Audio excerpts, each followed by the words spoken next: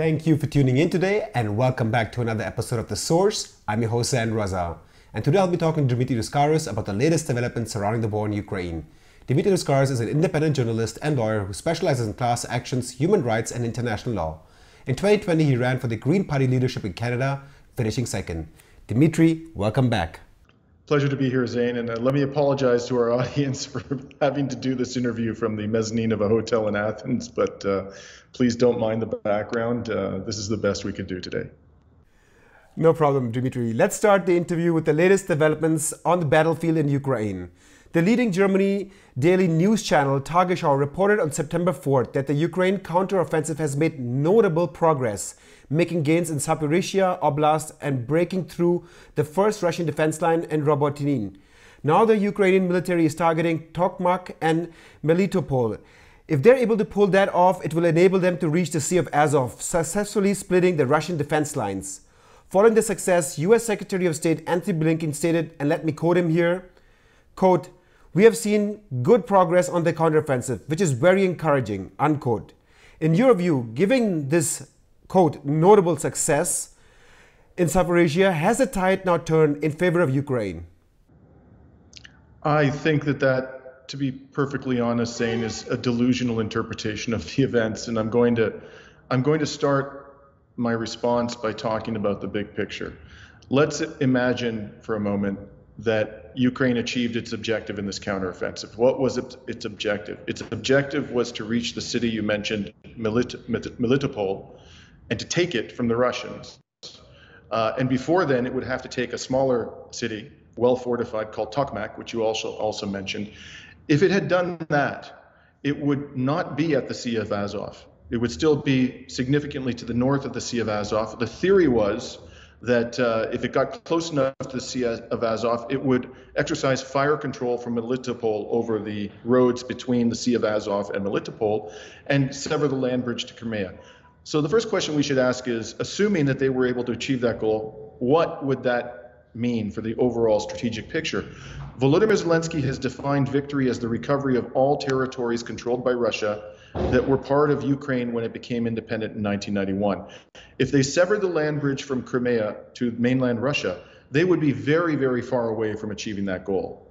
Russia would still control Crimea, it would still control much of the Donbass, it would still control large portions of Kherson region and Zaporizhzhya region. And now somebody may say, well, if they sever the land bridge, the rest of the controlled areas would collapse. But from 2014 to 2022, Russia controlled Crimea completely with no serious challenge to its control, even though there was no land bridge at all. During that same period, pro-Russian rebels controlled the Donbass, largely controlled the Donbass, with no serious challenge to their control, with no land bridge from Crimea to mainland Russia. So even if they achieved this goal, they would be very, very far from the overall definition of victory as laid out by the Zelenskyy government, and they're nowhere close to achieving this goal. They are not even on the outskirts of Tokmak, let alone having taken Tokmak. This idea that they've broken through the first line of defense is simply not reflective of reality. What's happened is apparently small numbers of infantry have managed to navigate their way through the dragon's teeth and the other tank obstacles that they've set up in the first line of defense, but armored vehicles have not managed to breach the first line of defense.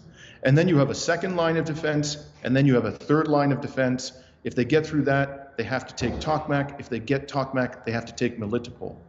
So if you look, and the last thing I'll say about this is go to the website of the Institute for the Study of War, which is a neoconservative, fiercely pro-Ukrainian website, and look at the map of assessed control of these particular regions. And you'll see that, in fact, Ukraine has achieved very, very modest success. They have not captured any town or city of significance. They have not breached the defense lines, and they have taken horrific casualties.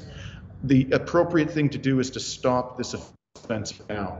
They are literally wasting life in industrial quantities, and it's a tragedy to behold. According to Deutsche Welle, the US Secretary of State Antony Blinken in his recent visit to Ukraine unveiled a new aid package worth $1 billion for Ukraine. This will also include 120mm depleted uranium rounds that will be used by US-made M1 Abrams tanks that will be delivered at the end of the year. This comes on the top of the cluster munitions and F-16 that the US committed over the summer. Given that the Ukraine counteroffensive has made some gains, as you even admit, it's not major gains, but some gains, will these weapons give them an edge over Russia's military and help them conquer these cities? Why would we think that that would be the case? They told us that the Patriot missiles were a game changer. Nobody talks about the Patriot missile defense system anymore. It's disappeared from the discussion. They told us the HIMARS artillery system was going to be a game changer. They're being used on the battlefield every day. They certainly haven't changed the trajectory of this war. They told us that the Challenger tanks were invincible, and they were a game changer. Now we see that, in fact, they're not invincible. At least one, if not two, have been destroyed, and only 14 were given to Ukraine.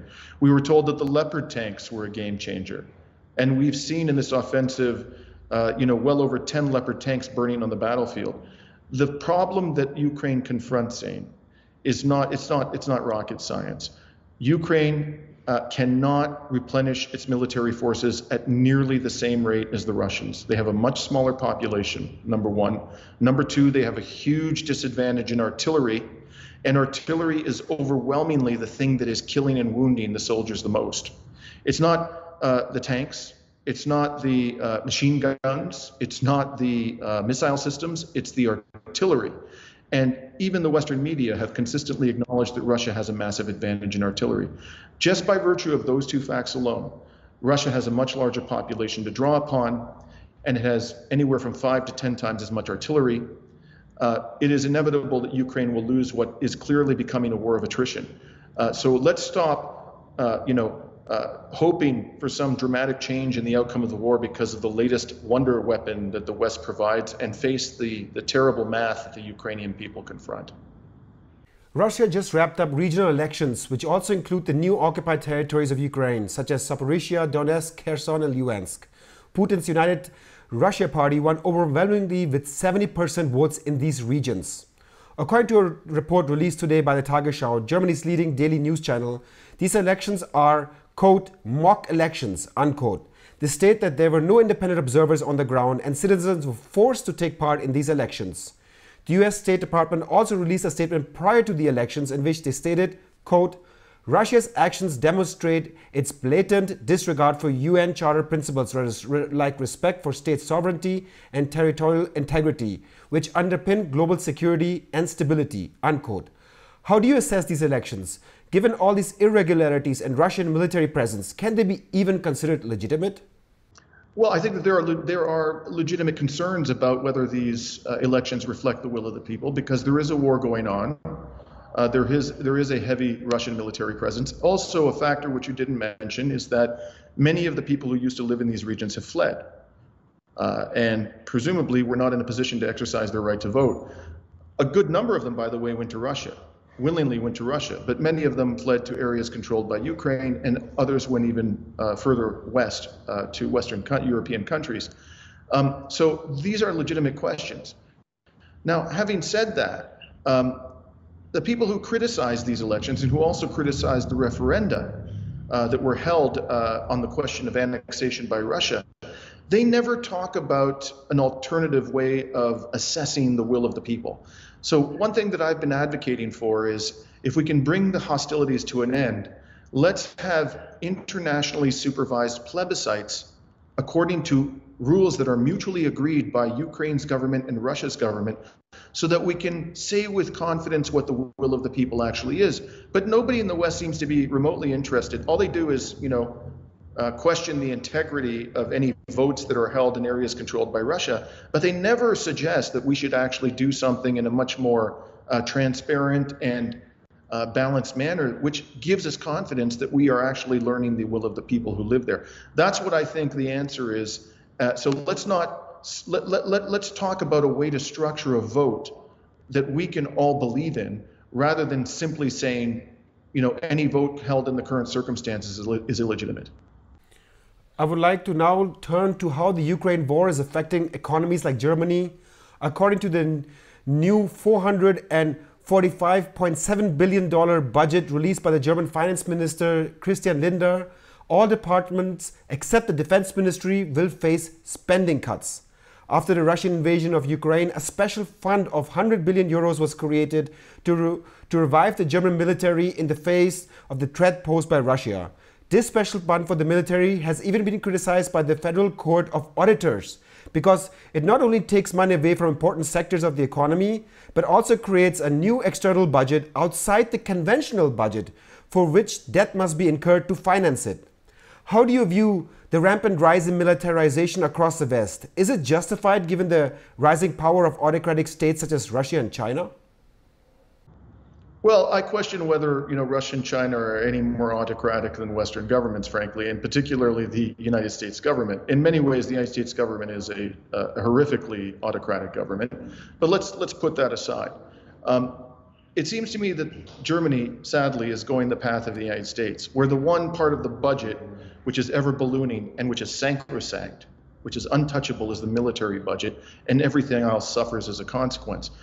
Germany is doing this. Germany is moving towards a military-centric budgetary model in an environment in which NATO is spending, even with recent increases in Russia's military spending, something in the range of 15 times as much as Russia.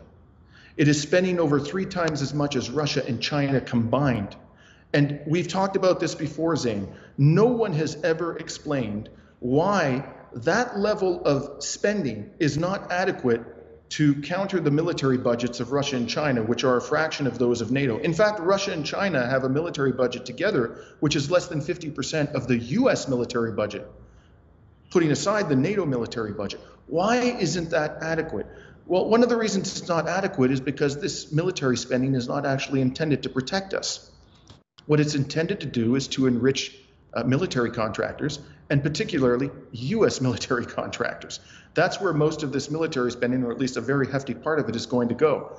This is emblematic of the fact that the German government and other European governments have effectively become, I hate to use the word, but it is an entirely appropriate word, vassals of the United States government. They are adopting budgetary and economic policies which serve the interests of the American elite, not the American people, the American elite, to the detriment of the German people, the French people, and the other peoples of Europe. I would hope that the people of Germany stand up and say, enough is enough. And the last thing I want to say on this is today I saw a chart issued by JP Morgan Chase showing the Purchasing Managers Index, an important measure of economic activity for a number of large economies in the month of August. Germany was rock bottom out of 20 states, whereas Russia was 4th from the top. What is that telling you about whose interests are being served by these sanctions and this military spending? It certainly is in the interests of the German people, I can tell you that. Dimitri Lascaris, independent journalist and lawyer, thank you so much for your time today. Pleasure as always, Zane. Thank you. And thank you for tuning in today. Please don't forget to donate to our channel if you're watching our videos regularly. We're an independent and non-profit organization who does not take any money from corporations or governments. We only depend on you to continue our journalism. Even though we have 140,000 subscribers, only a few % donate to us regularly. There's an entire team working behind the scenes, from camera, light, audio, in the case of our German videos, translation, voiceover, correction. So if you want us to continue with our journalism and create awareness worldwide, make sure to donate today. I'm your host, Zain Raza. See you next time.